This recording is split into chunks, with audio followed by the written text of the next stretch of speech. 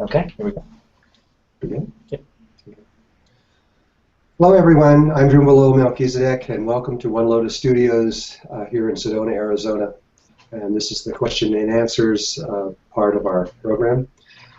First of all, I'd like to just thank the first 6 people that came onto our broadcast last month. It really was wonderful, it worked, and we just want to thank you. We had over 20,000 views, and so it was very successful, and we're just beginning. So I just want to say thanks. I'm going to have to be moving pieces of paper around here so you understand what I'm doing, but I just want to remind everyone that if you're a tuition member or a registered student of the School of Remembering, that if you want to have a question and answer, please go on to drunvalo.net to place that question and answer. And we really like it if you would do it with a video. We don't have very many this time, and we would like to expand that.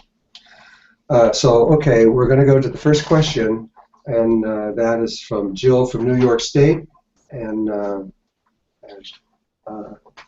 so I'm going to read this question. She says, thanks for being here with us right now. I'm wondering about the connection between our ascension to 4D and the catastrophic event scenario. Why and how are they linked? And do we need to have Earth changes or some kind of outside cosmic event for our final propulsion into the next stage? They're not linked in that kind of way. If they are, I'm not aware of it. There is a link, and that link has to do, in the way that I see things, has to do with the precession of the equinoxes. On December 21st, 2012, that was the moment when the Earth and the Sun and the center of the galaxy went into a straight line, and that is also the moment when the end of approximately a 13,000-year cycle, the half of the precession of the equinoxes, came to an end, and it's the moment when the male energy, which had been protecting the Earth and guiding us for all that time, switched to the female. And what all of the indigenous people all around the world, I mean just practically everyone, including the Tibetans and the Hindus and a lot of others, believe, is that there's a, I don't know how to say this, it's a,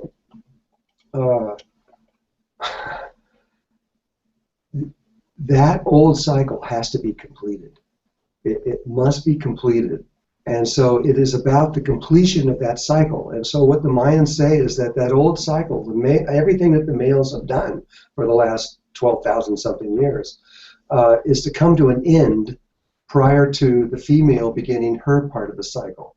And what that has always been forever, as far as humankind knows, is that the old cycle just literally crumbles away and is destroyed, and a brand new structure is formed.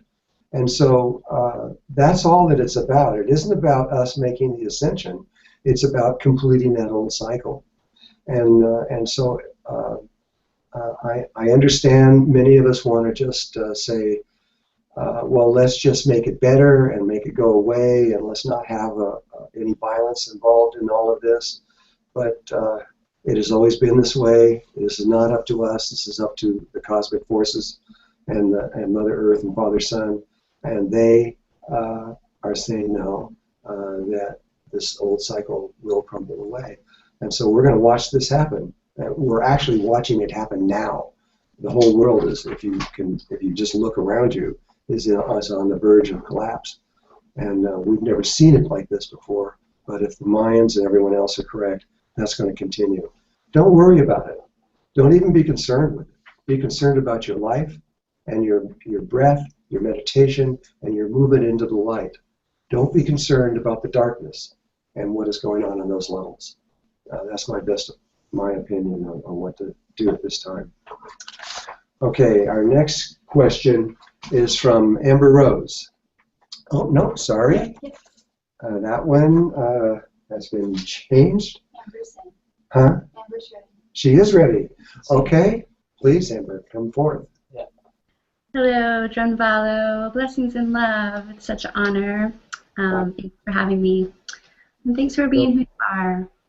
I really vibrate with the truth that our hearts know the way.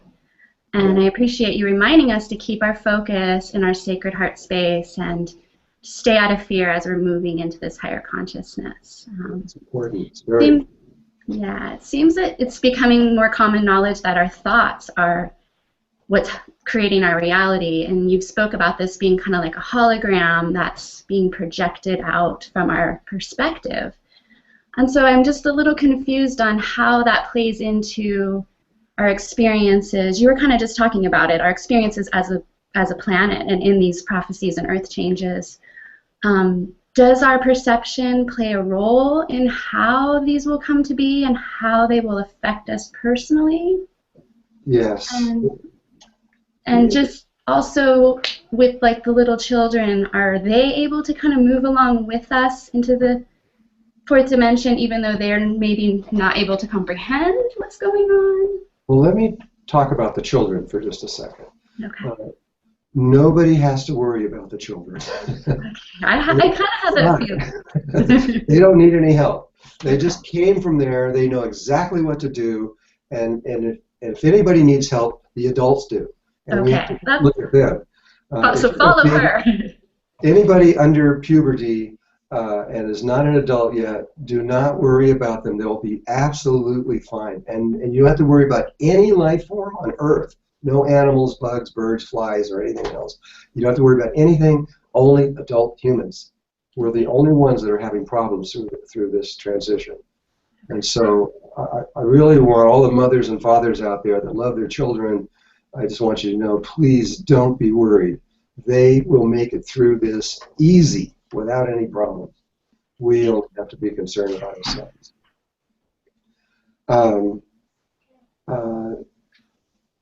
Now, give me tell me the first part of that question again. Kind of just as these prophecies are happening and we're a part of this shared experience, is the power of our perception and how we're, because you're saying to stay out of fear, like, is that going to help how we experience them? Well, fear is the worst possible scenario. Love is the best possible scenario. If you want to move clearly into higher levels of consciousness, fear will either slow you down or stop you. And every ancient culture in the world understands this. Anytime you get caught up in talking about conspiracies and all these kinds of things and dark things that are happening on the earth, and there's a lot of them going on for sure, you're just being diverted. You're not heading into the light. You're heading into the darkness, and you're falling asleep. Just try to remain positive and stay in your heart. It's simple if you stay there, and just don't worry. I mean, listening to the news right now actually is not a very good spiritual thing in a way, unless you're trying to practice how to live in chaos. But just be happy. But now the other thing is, as you were saying about your perception really does affect the outcome of the world. It doesn't take very many people to have a clear perception at the same time. In fact, it only takes 3 people to do this, is the minimum. And 3 people perfectly aligned and in their tiny space of their heart could actually change huge aspects of the world and change the very direction of things. Amazingly, I don't think this has happened yet, but funny enough, you would never really know when 3 people made these changes, because it alters the time, it alters everything back all the way to the beginning of the creation and all the way into the future. And so no one ever knows when they make these kind of changes except people that do it. No one else ever really has any memory of this. But still, it's how you understand and what you do. You are changing your DNA. You are changing the very way you perceive the reality. And as you change the reality, it begins to affect other people. The indigo kids and all these people that have come in from other places, they came in with very, very high levels of consciousness, and they came down to this very dark place, and began to live here. The effects that they've had on our consciousness has been massive, not just a little tiny bit. And without them, we would have never made it. And so, and we have a great gratitude for these higher life forms that have come in here and came in and become human.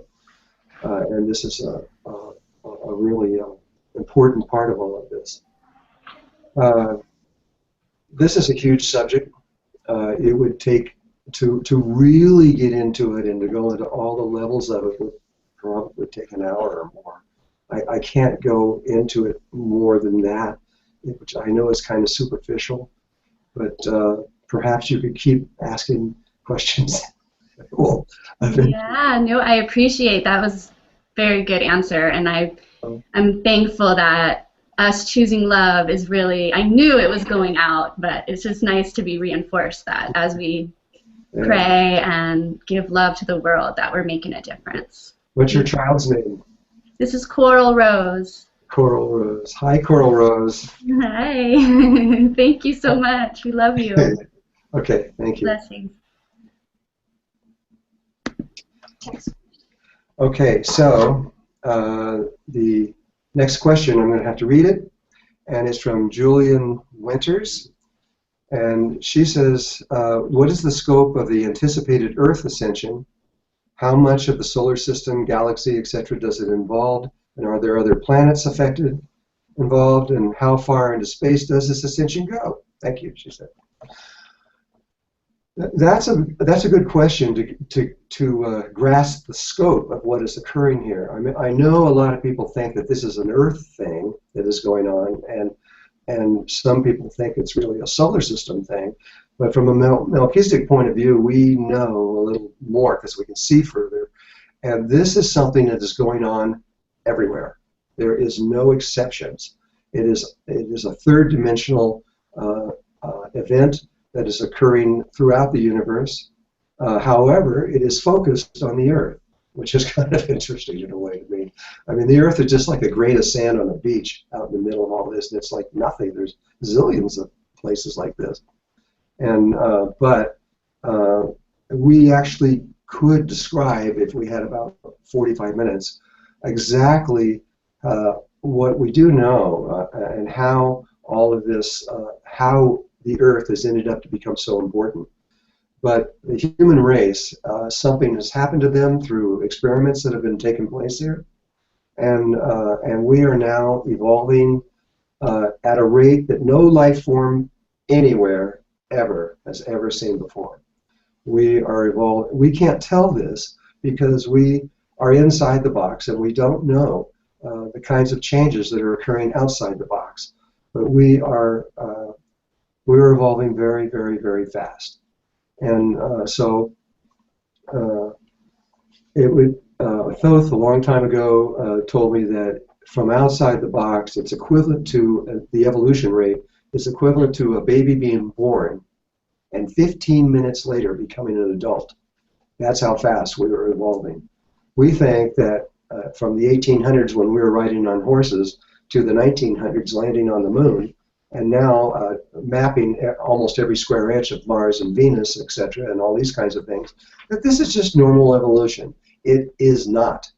We are moving very, very fast, and this evolution isn't going to quit. We are going to keep moving.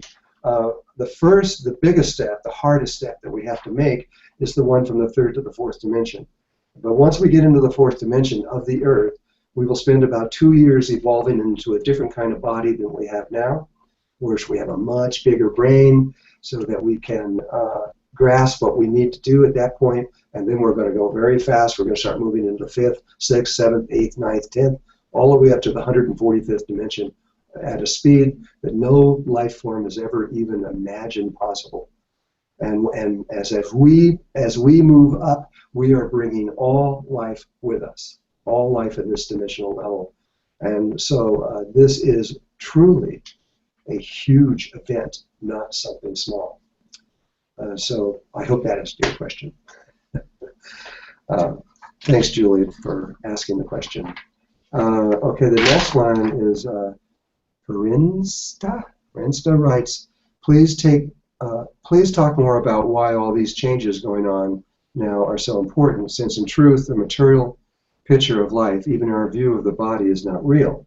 Isn't the key not to get distracted by polarities, to feel and focus on oneness, and then simply experience all from oneness consciousness? Thank you. Well, that's true. Basically, in the beginning, we kind of have to do both. It is very, very difficult to move from polarity consciousness straight, totally, completely, 100% into oneness. That is a slow evolutionary process, and it takes time. And so we do have to think about the polarities for a little while, but we have to continue to, as long as we can, stay every moment in our breath and in our heart. And if we can do this, that leads us into oneness, into a state where we realize that the polarities are really one and interconnected, and that they don't exist except in the human mind in the way that we think of them. I know this is very hard to understand, but we just have to move slowly, though we are, on another level, moving very fast. So I hope that helped you. That question is very, very difficult to explain. I do want to go back to something you said here. Is this the truth is that it's really not real. When you get into that understanding of the reality, that is when you are beginning to go into oneness. And truly, you can't get into oneness until you know that the external reality doesn't actually exist in the way that humankind thinks it does. And so they are interlinked. And it's true that we have to at one point understand that unrealness of everything, and begin to function from that level, which is just living totally in the tiny space of your heart with every single breath that you breathe, and never entering into the polarity again. Most people that do that, when they get to those levels, live in caves and pyramids and things. And we're being asked to do this in life, which is the most difficult thing to do. It's the same way in spirituality. Most spiritual teachers are single. They don't get married. They don't have children because it's too hard. Really, that's why. And there are a few, like Lahiri Maharshi, for example. He had 5 children, and I had 5 children. And I'll tell you, it would be a lot easier for me just to sit in some monastery somewhere than it would be to do this. But I couldn't be here on this screen, and I couldn't help you. And so we have to move in whatever way it takes. And so, yes, the unrealness of things is a big key, but we're not fully there yet. Okay. I hope that helps you.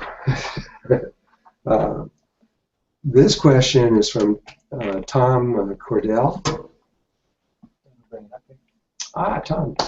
Okay.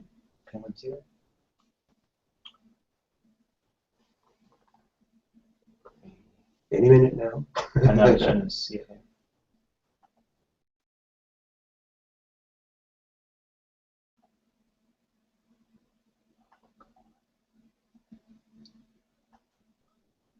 It's just technology. Okay, let's go ahead and read it. Sorry. Let's go ahead and read it. Okay, technology. We got to read it. Sorry, Tom. He was saying, I was just wondering your thoughts on indigo children, the rise of the internet, and the connection of those two things with the supposed ETs of the population from the 3rd to the 4th dimension. I was just wondering your thoughts. Well, the ETs play a huge role in our lives at this point. There are over 300,000 different cultures that are here on the third or fourth dimension of the Earth. And we've only been exposed to about 6 of them. And our exposure to them has not been that great. That was the reptiles and the greys and certain other cultures that their entire purpose was to eliminate humankind from Earth. But the vast majority of life everywhere is rooting for us and praying for us that this will happen. And so for a long time, the ETs, as I was communicating with them around the universe, were all saying that they didn't believe that we had even a prayer of being able to make this at the speed that we were moving at. And they were watching us, observing us, and trying to help us, but they didn't think we were going to make it.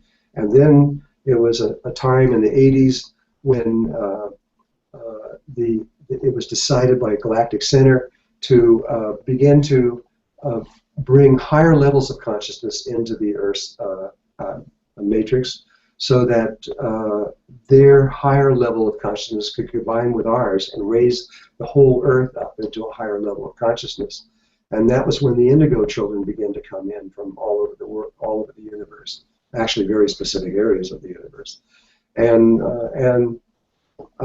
we also began to get other kinds of people coming in that were based on more, you might say, female rather than male understandings of the universe. And these children were the super psychic kids, which probably have had at least an equal amount of impact on the human consciousness as the indigo kids. So there's a lot of other different kinds of people that are coming in here. And so the rise of the internet has really on the bigger picture is part of all of this. The internet is really what is happening here, if you've ever thought about it. It's a global brain that's being formed around the world. And we are all being connected, interconnected through this internet experience in ways that we've never thought about, didn't know existed, or anything else. And it was an important part for the Earth to begin to become one. The indigo kids who understand the global brains, it's easy for them. They can come in and sit down in a computer without reading a single thing and get into it very quickly, because deep in their DNA, they know what this is. They've had this experience before. And so these two things are related as well as the ETs. It's all one big mesh of things that are put together. And I don't really know, Tom, exactly what where you're wanting to know about this, because this is a huge, huge subject. This would take hours, maybe days, to really to unfold. But this is the basis of it. Is that really, it was what I've said before on the same program, is that it's all about trying to raise the level of consciousness of the humankind so that we can make this transition in the way that we're trying to do. But we will do this. It has happened. We know what's going to go, where it's going to go, and we have made it. The grids have been formed around the Earth. They're alive now. That had to happen, and every single thing at this point, every tiny detail that we need to do in order to get in position, we are now in position. The only thing we are waiting for is Mother Earth. She is the one that is guiding this global ascension into higher consciousness, and she is the only one that will decide exactly when it happens. There's nobody on Earth that knows. Nobody knows. They may think they know, but she could change her mind at the last nanosecond and do something entirely different. We don't know what she's going to do, and I don't even try to second guess her. But that's all we're waiting for. Is the Mother is waiting for us to know. Now there is something associated with that might be important for you to understand. If you remember Edgar Casey's predictions that in the winter of 1998 we would have a pole shift, and that didn't happen. And there have been many people, not just myself, but spiritual people from in traditions all over the world that have thought about this. And the conclusion that we're coming up to now, and that conclusion is pretty strong at this point on a global level, is that Mother Earth has done something. She has done something that Melchizedek consciousness has only seen a few times since the beginning of creation. It doesn't happen very often, but she has made this choice. And so in the winter of 1998, which means, if you remember, you realize doesn't end until March 21st, 1999. And in sometime in 1999, a transition took place, an invisible transition, because we did what that meant. That pole shift would mean was that the Earth would go into the fourth dimension. And so she took us into the fourth dimension. It was like she had to. She couldn't stop it because the power of it was too great. So we went in the fourth dimension, but before we could even experience it, she did something. She used the fourth dimensional dream state to recreate the third dimensional world and to continue it on as though nothing happened. And the reason for doing that, there's probably several reasons on her side, but one of them for sure is that it buys us time. We just keep going as though we didn't have to make that transition, even though we've already made it. And what that means is that that we literally have more time and everything to be able to make that transition. Imagine trying to make the fourth dimensional jump in 1999 or 1998. We couldn't. We simply couldn't. We weren't even close to ready. We are ready now. And so at one point, it'll be up to Mother Earth. She will say, okay, now, and we will then very quickly, the fourth dimension will unfold into our experience. This is what I believe is true. It may not be true, but we believe it is true. Okay, there's another, I guess that's it for this time. And please send me your videos. I really want to see your beautiful smiling faces on the screen, and I want to help you in every way I can.